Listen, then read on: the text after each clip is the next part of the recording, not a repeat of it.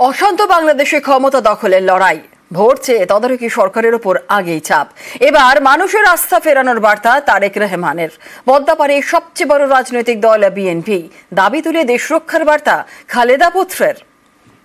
মানুষের আস্থা যত পাবো আমরা, আমাদের রাজনীতি তত সফল হবে, ততই আমাদের দল শক্তিশালী হবে।